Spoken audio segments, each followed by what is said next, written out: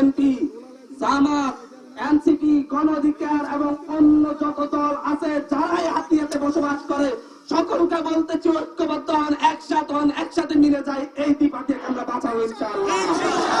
আমরা ভূমিদস্যু থেকে বাঁচাবো ইনশাআল্লাহ, জনদস্যু থেকে বাঁচাবো ইনশাআল্লাহ, নদী ভাঙ্গন থেকে বাঁচাবো ইনশাআল্লাহ।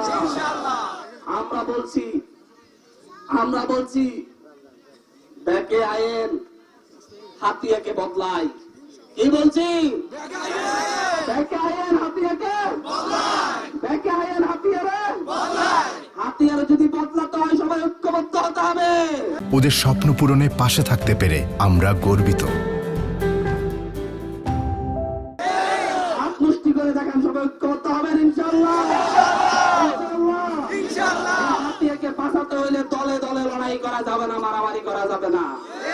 এই হাতিয়াকে যদি আরেকবার হাতিয়া এবার ফেল করে, এই হাতিয়ার মানুষ যদি আরেকবার সংঘাতে জড়ায়, তাহলে এই হাতিয়ার মানুষের আর মুক্তি মিলবে না।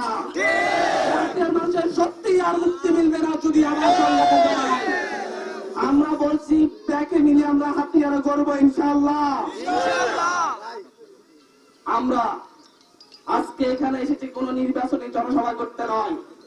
যদি আমার সামনে সাপ্তাহ করে দিয়ে দেওয়া হয়েছে, আমাকে আমার দল থেকে আমাকে হাতিয়াতে নমিনেশন দেওয়া হয়েছে ইলেকশন করার জন্য, কিন্তু আমি আজকে এখানে হাতিয়ার সামনে এসেছি। আমি হাতিয়ার জন্য 1 বছর অনেক কিছু করার চেষ্টা করেছি। আমি ইলেকশন করব কিনা আমি জানি না। হাতিয়ার মানুষ চাইলে ইলেকশন করবো, না হলে করবো না।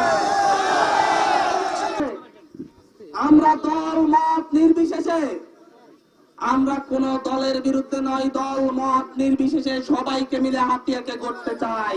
এজন্য আমরা স্লোগান তুলেছি, ব্যাকে আইন মিলি যাই, জীব বাঁচাবার শেষ লড়াই।